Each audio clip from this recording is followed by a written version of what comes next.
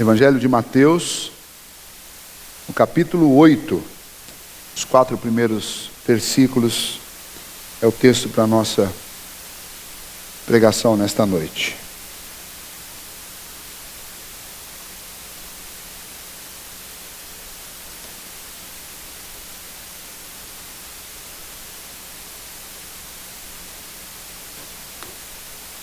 Eu farei leitura, acompanhe com sua Bíblia.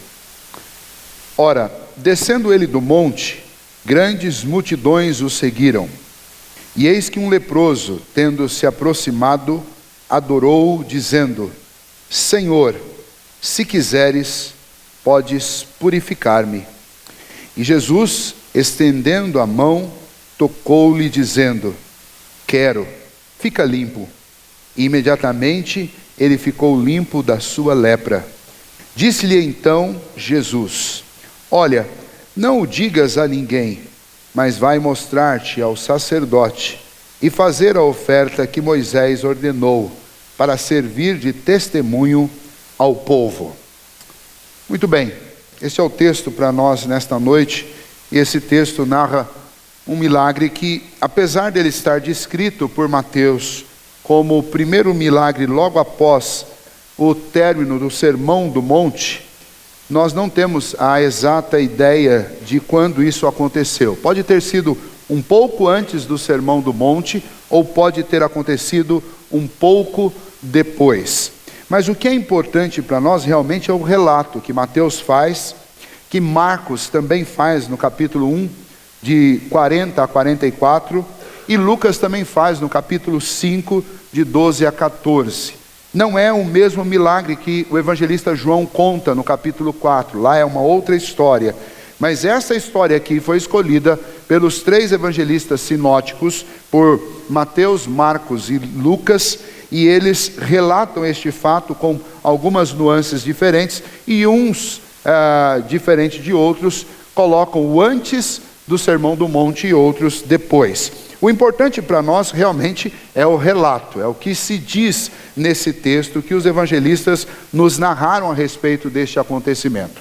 E a história é a história de um leproso que foi ao encontro de Jesus após ou um pouco antes deste Sermão do Monte. E este leproso, ele deve ser um pouco melhor entendido por cada um de nós, porque normalmente nós lemos essa palavra leproso, nós nos lembramos de algumas coisas que nós conhecemos sobre esta situação da lepra, mas a nossa cultura e o nosso cotidiano não está habituado com isso.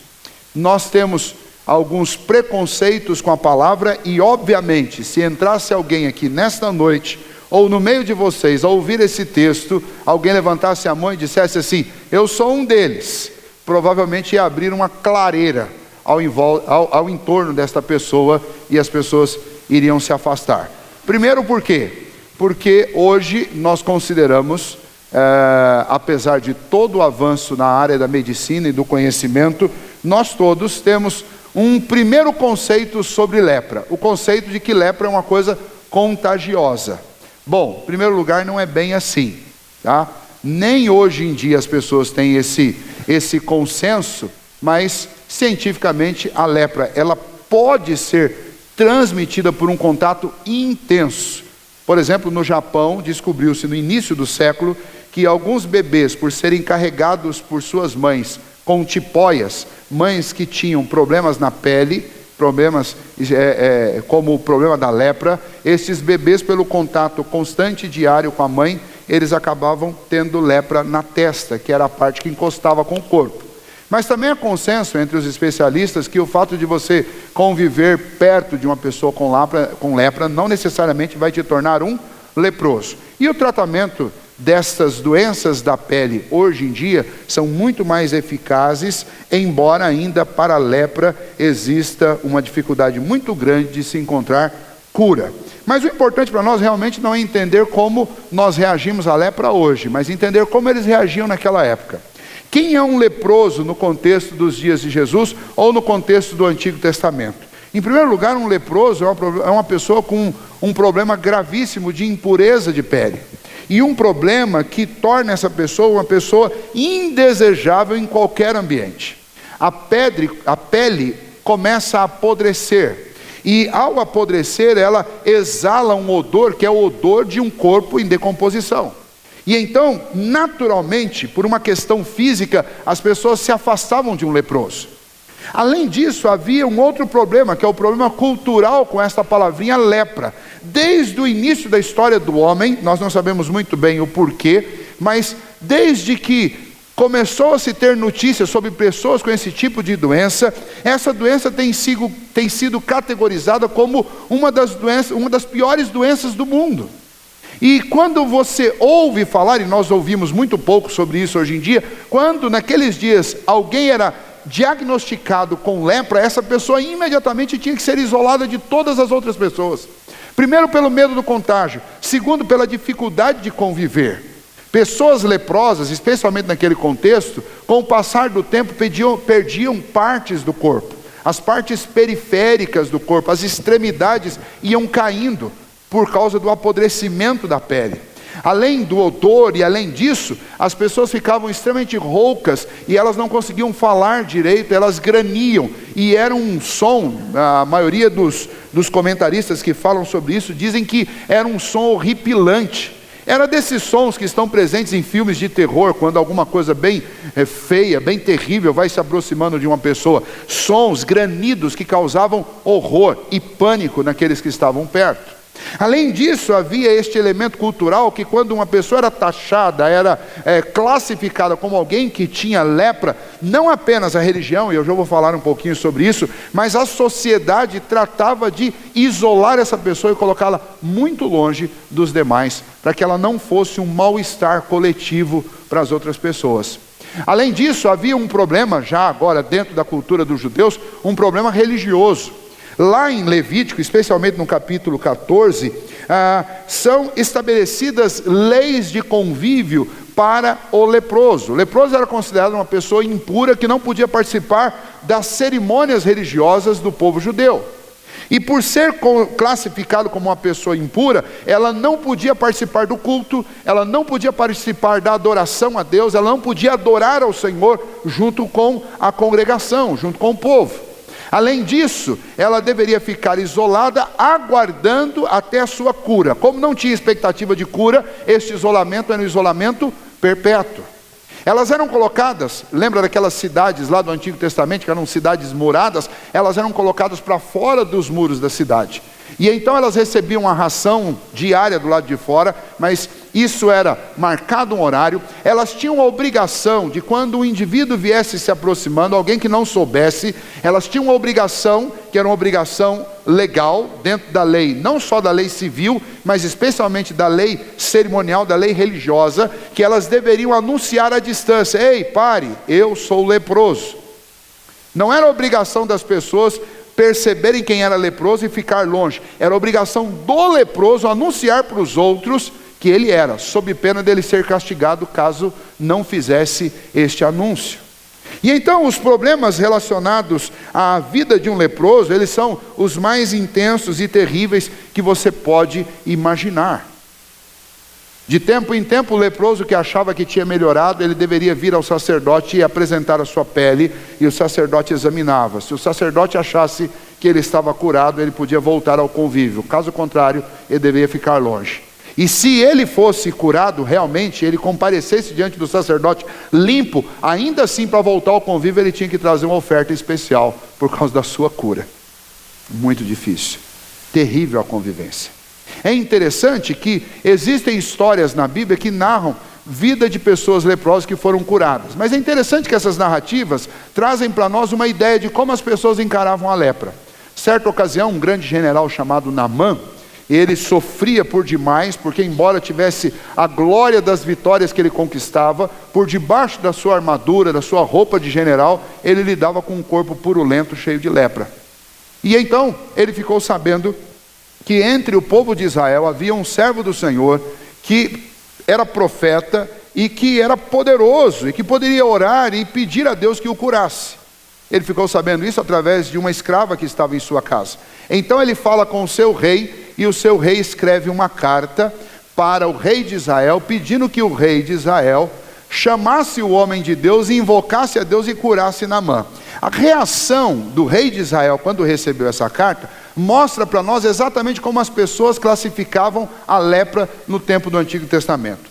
Quando o rei de Israel leu a carta, ele rasgou as vestes e disse o seguinte: olha, você está querendo achar uma ocasião de brigar conosco, porque quem é que já foi curado de lepra?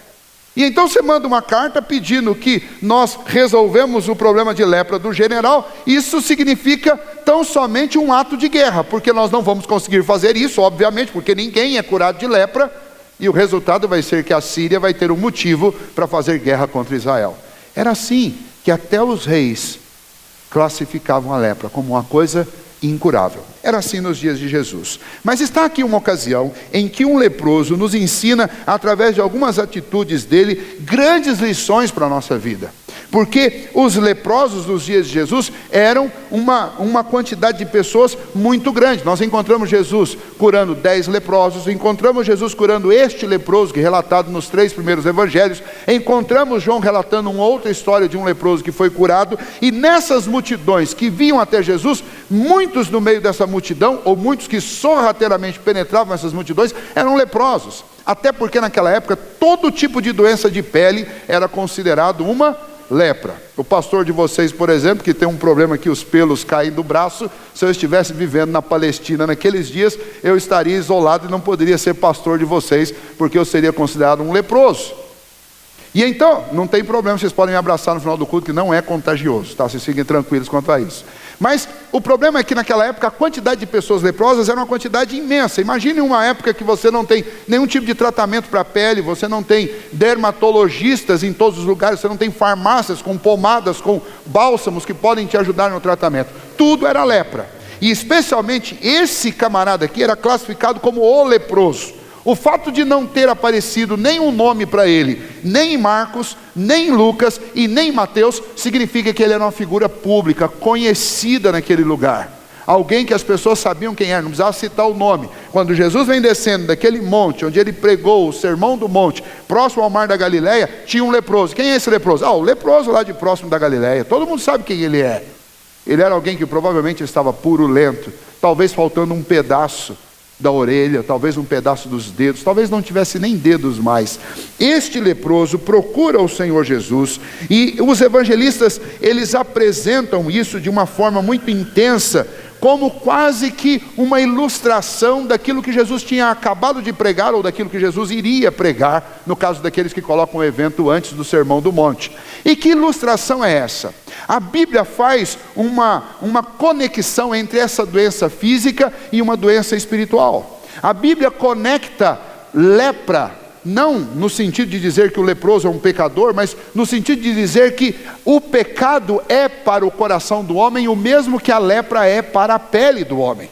O mesmo mal que a lepra causa ao corpo físico de uma pessoa, o pecado também causa ao coração e à alma de uma pessoa. Por isso, nenhum outro mal físico é tão bom no sentido de comparação para demonstrar qual é a consequência do pecado do que a lepra. E em toda a Bíblia você vai achar alusões ao pecado como sendo uma lepra, uma deformação, uma doença que destrói o coração e a alma das pessoas. Como Jesus tinha acabado de pregar sobre salvação, sobre transformação, sobre resgatar a alma das pessoas, ele vai mostrar através de um exemplo físico o que ele tinha poder para fazer no sentido espiritual, não só físico, mas também com o coração do homem. O mesmo Cristo que era capaz de curar o corpo, ele também pode curar a alma. O mesmo Cristo que cura a alma, ele tem poder para curar o corpo. Então, este milagre, ele está especialmente colocado junto ao Sermão do Monte,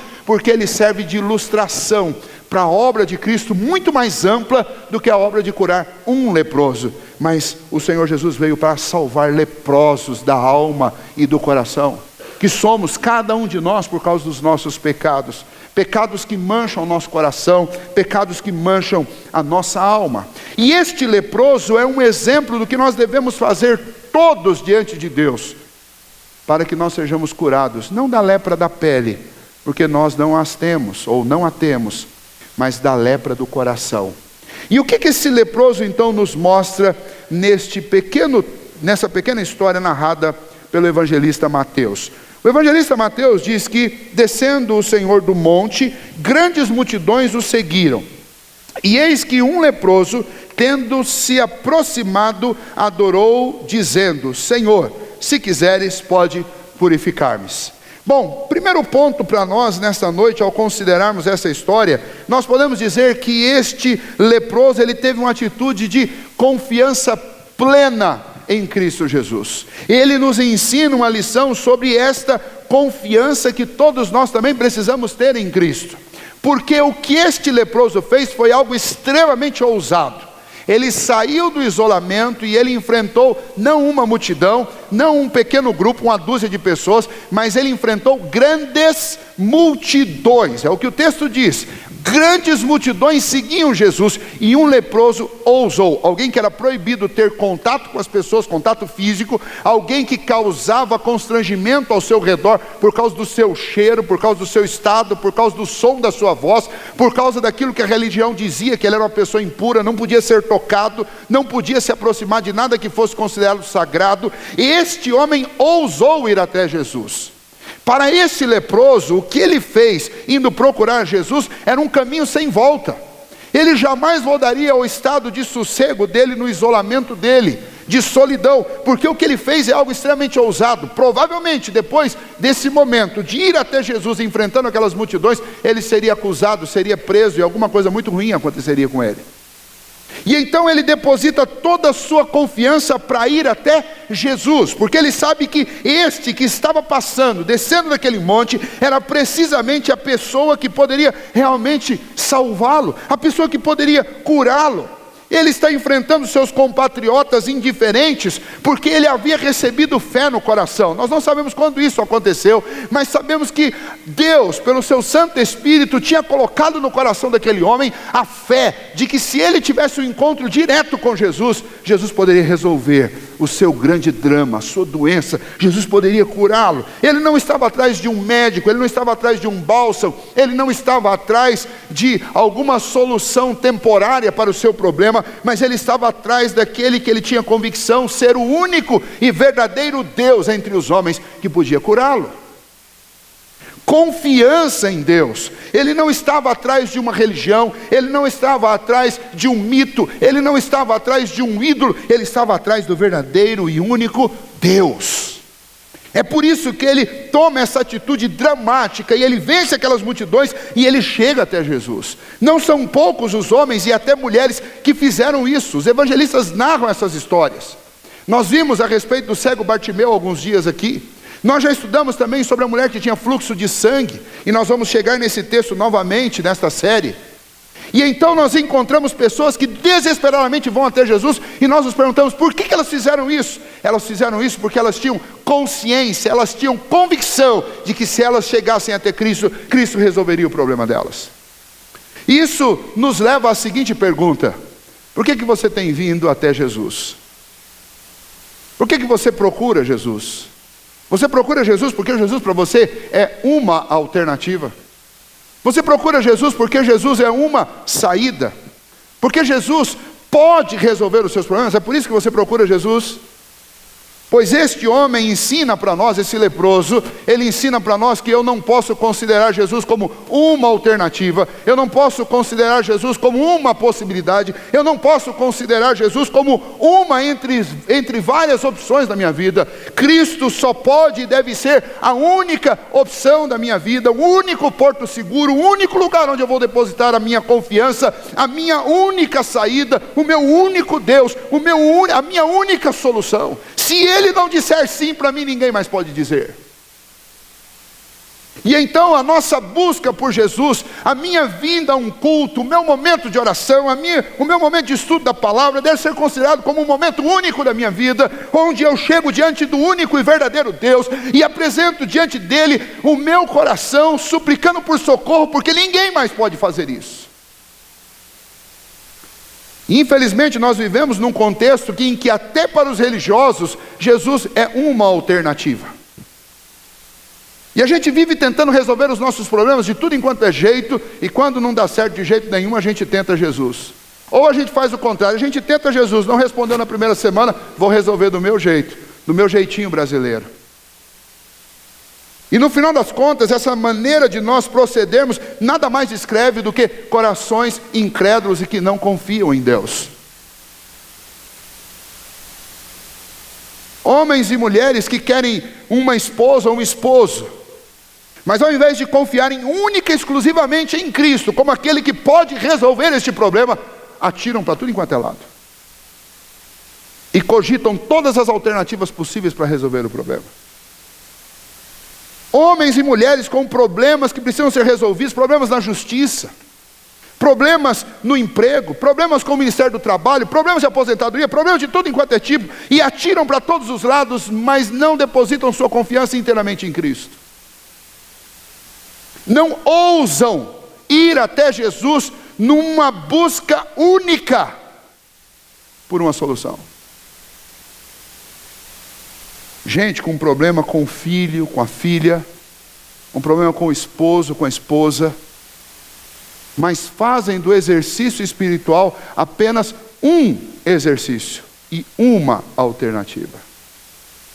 E o povo do Senhor sempre foi caracterizado como um povo que deposita sua confiança única e exclusivamente em Deus. E esse leproso é um exemplo de confiança absoluta e total no Senhor. Mesmo com dificuldades, confiadamente ele se aproximou de Jesus. Eu não sei qual é o tamanho da sua dificuldade hoje, nem tenho como saber. E por mais que você descreva para mim, eu não vou saber exatamente como está o seu coração. E nem vocês têm como saber o tamanho das minhas dificuldades. E ainda que eu as descreva, vocês não podem compreendê-las, porque somente o Senhor que vê o meu coração sabe. É por isso que nós estamos diante do Senhor, para buscar o único que realmente pode resolver os nossos anseios, que pode resolver os nossos dilemas, que pode socorrer-nos nas nossas dificuldades. E então se aproxime de Jesus assim. Não venha para a igreja para cumprir um exercício litúrgico semanal, como muita gente vem. Vou lá, vou cantar lá os hinos, vou ouvir o pastor falar uma pregação, pode ser boa, pode não ser. Não vou, eu vou lá apenas para ouvir alguém fazer umas orações. E quem sabe Deus me abençoe. Se você chegou aqui com esse sentimento de quem sabe alguma coisa aconteça, então você não confia em Deus. É simples assim. Porque quem confia em Deus vai. E vai na confiança de que hoje ou Deus vai falar sim, ou Deus vai falar não. Mas Deus vai me falar alguma coisa. Ou Deus vai diminuir os meus problemas, ou Ele vai aumentar. Mas a minha questão é com Deus. Minha questão não é com os diáconos da igreja, não é com os presbíteros, não é com o pastor, não é com as pessoas bonitas que estarão lá. A minha questão é com Deus. Eu não estou me vestindo para ver as pessoas, eu estou me vestindo para chegar na presença de Deus. A segunda atitude deste leproso, que é muito interessante, ainda é mais profunda, é que antes de pedir alguma coisa para Deus, o que ele fez? Primeiro ele foi até o Senhor, chegando diante do Senhor, aproximando-se, o que ele fez? Adorou o Senhor. E o termo que é traduzido por adorou aqui, é traduzido em outras palavras como reverenciou. É a ideia de se dobrar e reconhecer que você está diante de uma grande autoridade. E neste caso aqui, você está diante do Todo-Poderoso Deus, Criador do céu e da terra. Quem ensinou esse leproso, nós não sabemos. Quem fez com que ele acreditasse nessas coisas, nós não sabemos. Nós temos apenas a narrativa que conta o exemplo da vida dele. Antes de Deus dizer sim ou não para ele, ele chegou diante do Senhor Jesus e se prostrou e o adorou. A ideia aqui é a ideia de alguém que está tão consciente, tão confiante, tão absolutamente convencido de que está diante de Deus, que ele não vê nenhuma outra maneira de se aproximar de Cristo, senão de joelhos dobrados. Porque ele não está diante de um médico, ele não está diante de um líder religioso, ele não está diante de um rei ou um nobre, mas ele está diante do verdadeiro Deus. E ele chega diante do verdadeiro Deus com a reverência que este Deus precisa receber de cada um de nós. Ele se colocou no seu verdadeiro lugar. Eu estou diante do Criador e eu sou criatura. Ele se colocou no seu verdadeiro posto. Eu estou diante do objeto da adoração e eu sou o adorador. Eu estou diante do maior e eu sou o menor. Eu estou diante de Deus e eu sou um homem. É isso que ele fez. Ele estava diante do Rei dos Reis encarnado em forma de homem. E ele estava diante de alguém que tinha acabado de pregar, ou iria pregar, nós não sabemos ao certo, mas iria falar sobre graça e misericórdia. Ia dizer que bem-aventurados são os que choram. Ou tinha acabado de dizer essas palavras.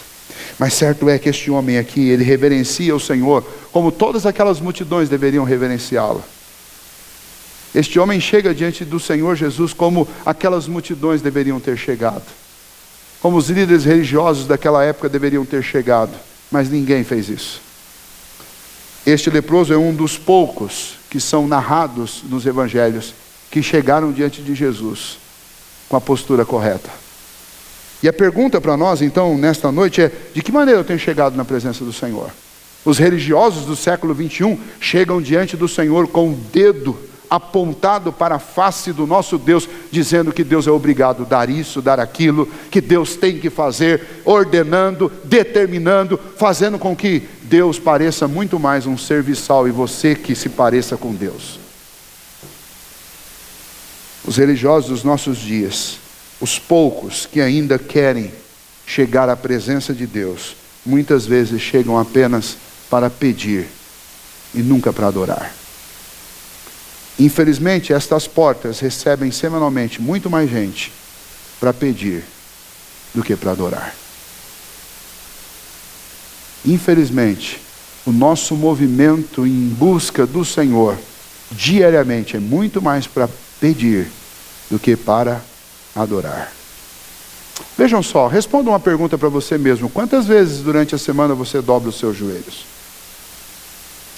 Quantas vezes aqui na igreja nós dobramos os nossos joelhos? Quantas vezes nós inclinamos não apenas os joelhos, a cabeça, mas principalmente o nosso coração diante do Senhor? Quantas vezes nós colocamos a nossa vontade de lado e pedimos que o Senhor faça a dele? Reverência é algo inadiável e intransferível na vida de um cristão. Nós temos que ter reverência ao Senhor, confiar nele e adorá-lo como verdadeiro Filho de Deus. Lembre, eu citei isso há 2 semanas atrás. As pessoas chamavam Jesus de títulos estranhos. Um deles era o Nazareno, que era a mesma coisa de dizer o Zé Ninguém. Outras pessoas chamaram de beberrão, de glutão. Outros diziam: acaso pode vir alguma coisa boa de Belém, de Nazaré? As pessoas chegaram diante de Jesus das maneiras mais estranhas e continuam fazendo isso até hoje. Mas esse leproso nos ensinou de como, a verdadeira maneira como eu devo chegar diante do Senhor. Jesus Cristo está aqui? Sim, está. E como eu devo chegar diante dele? Com reverência. Jesus Cristo está lá no quarto onde você dorme? Sim. E como você deve falar com o Senhor lá? Com reverência. Você deve adorá-lo. Ele é o Senhor dos senhores. Por último, nós olhamos para a vida deste homem e nós encontramos uma atitude de humildade diante do poder e do governo soberano do Senhor sobre todas as coisas. Ele chega ao Senhor sabendo que o Senhor podia curá-lo, confiante.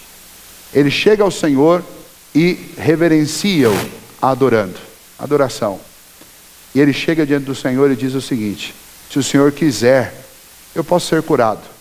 E ele não faz uma pergunta. Se você observar o texto, veja que isso não está na forma de uma pergunta. Veja só o versículo 2, a segunda parte, dizendo: Senhor, se quiseres, pode purificar-me. Ele está afirmando a convicção do coração dele. Senhor, eu sei que o Senhor pode todas as coisas. Eu sei do seu poder. Mas eu sei também que o Senhor é um Deus que tem uma vontade que é superior à minha. Então o Senhor não vai fazer o que eu quero. Mas eu sei de uma coisa: e se o Senhor quiser a mesma coisa que eu quero, isso vai acontecer. Ainda que pareça impossível. E para eles, ficar curado de uma lepra era impossível. Ainda que seja impossível, se o Senhor quer, isso acontece. E aí acontece um movimento maravilhoso nas Escrituras, e é sempre lindo quando a gente vê isso. Quando o desejo do coração do homem é o mesmo desejo do coração de Deus. Inclusive, o evangelista João diz isso. João, citando as palavras do Senhor Jesus, ele diz que se as palavras do Senhor Jesus estiverem em nós, e se nós estivermos em Cristo, nós pediremos tudo quanto quisermos e nos será feito. Mas não é porque eu vou estar pedindo coisas segundo o meu coração, mas é porque se eu estou em Cristo e as palavras dele estão implantadas em mim, eu vou pedir ao Senhor aquilo que ele já quer dar para mim. É o encontro perfeito entre a vontade de um coração cheio de fé e convertido e a vontade de um Criador que quer salvar e abençoar o seu povo. Nós temos isso no Antigo Testamento, apresentado de outra maneira, quando o profeta Isaías, falando da parte de Deus para o povo, diz: se vocês se arrependerem, se vocês me ouvirem, eu vou transformá-los. O pecado de vocês que suja e mancha a veste de vocês de vermelho e escarlate, eu vou limpar e vou dar para vocês vestiduras brancas, vocês ficarão brancos como a lã. E aí o profeta acrescenta em nome do Senhor: se vocês quiserem e me ouvirem. Mas se vocês forem rebeldes, vocês morrerão ao fio da espada. É como se o Senhor estivesse dizendo: se a vontade de vocês combinar com a minha, vir ao encontro da minha, se ajuntar com a minha, vocês vão ter uma vida extraordinária. Mas se a vontade de vocês vir de encontro com a minha, bater de frente com a minha, vocês vão sofrer terrivelmente. Deus pode falar assim comigo? Claro que Deus pode. Ele é meu Criador, Ele é meu dono, Ele é meu Salvador, Ele pode falar comigo como Ele quer. E aqui está um homem consciente disso, então ele chega diante do Senhor humildemente, ele não chega arrogantemente, ele não chega orgulhosamente, ele não chega presunçosamente, achando que Deus tem a obrigação de fazer as coisas no tempo e do jeito que Ele quer, mas ele chega humildemente diante do Senhor e diz: Senhor, se o Senhor quiser, eu vou ficar limpo.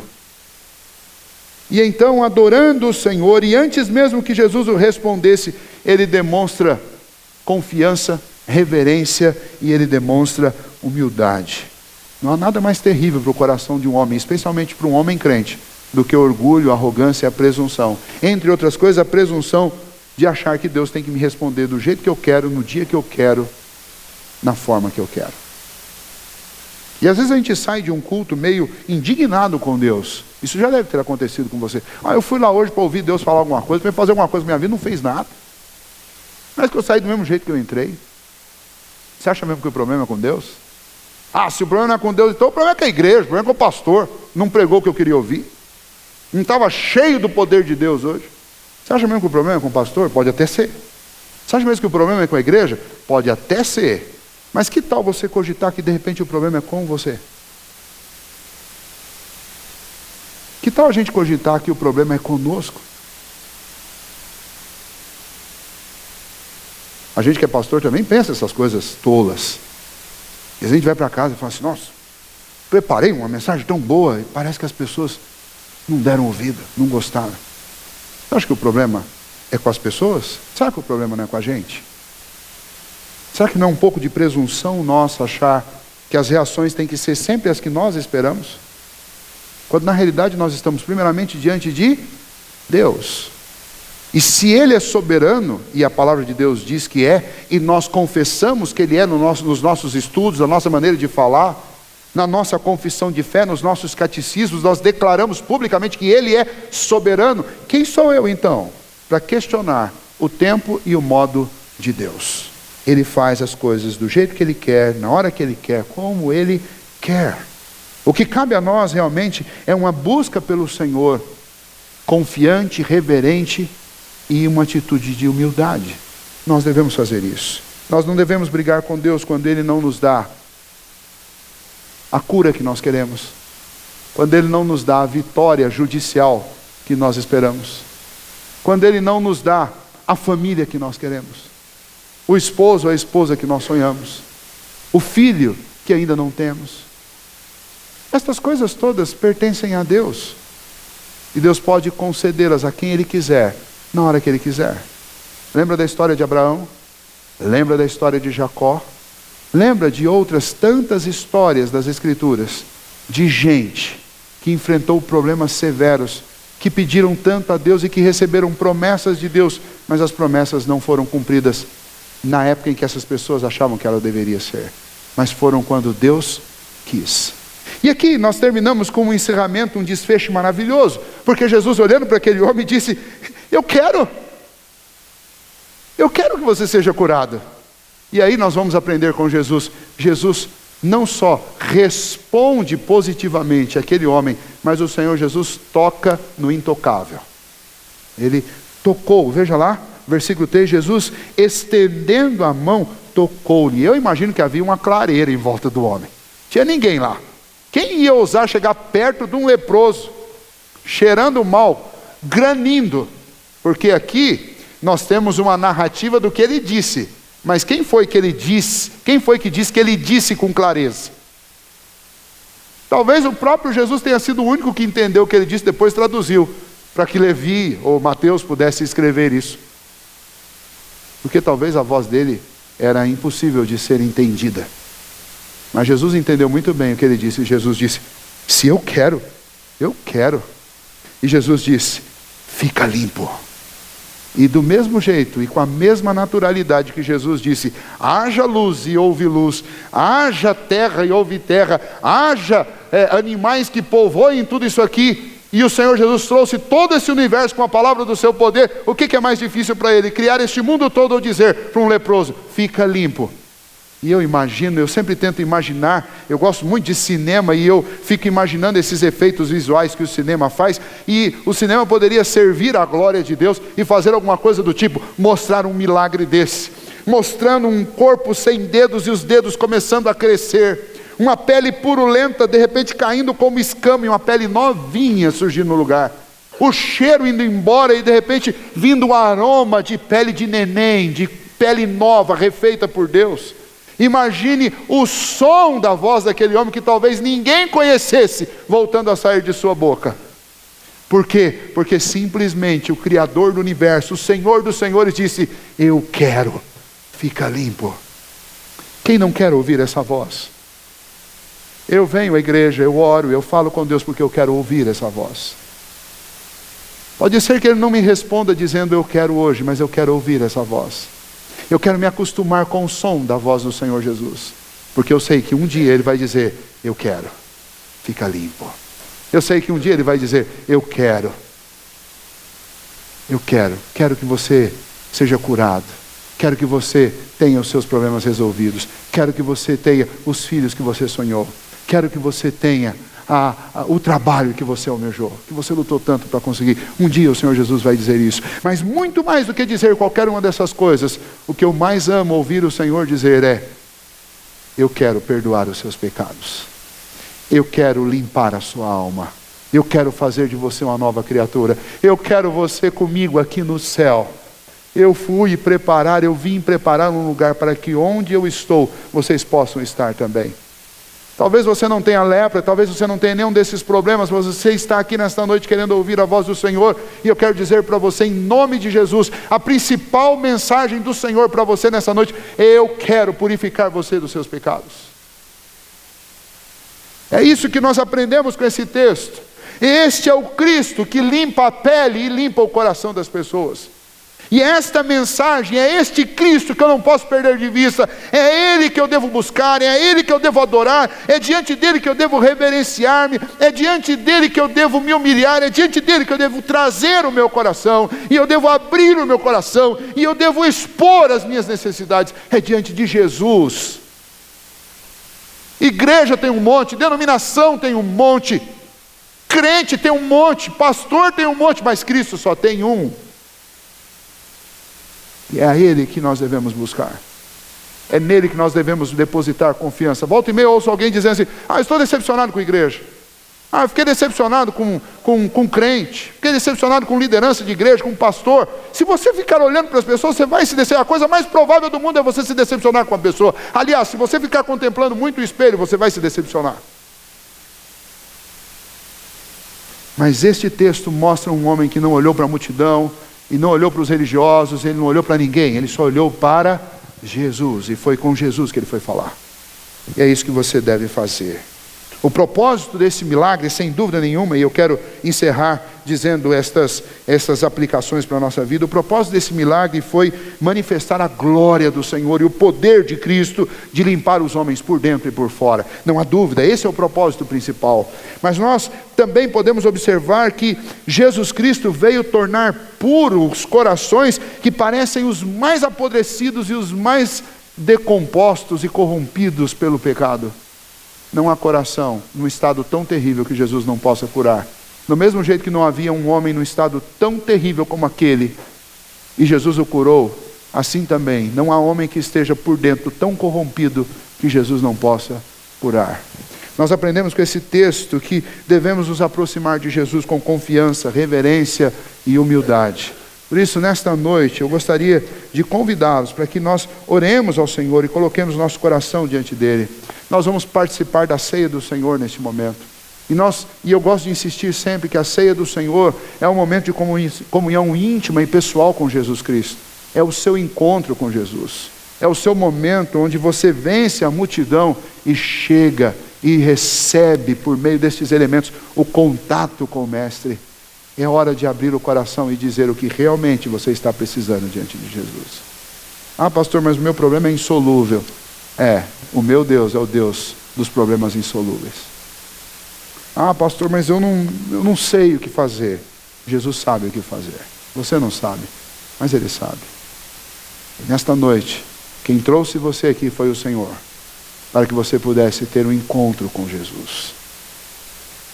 Se você já é crente há muito tempo, o Senhor Jesus também te trouxe aqui nesta noite para reavivar a sua alma, para te lembrar que Ele continua sendo o Filho de Deus, que Ele continua sendo o mesmo que criou o mundo com a palavra do seu poder, que curou o leproso com uma única frase e que pode nesta noite curar também o seu coração, o seu corpo, os seus relacionamentos com uma única palavra.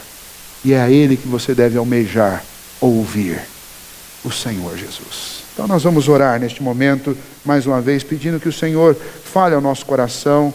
E logo após a oração, quero convidar os meus irmãos presbíteros que venham à frente para nós compartilharmos da ceia do Senhor. Ó Deus bendito, ajuda-nos, ó Pai.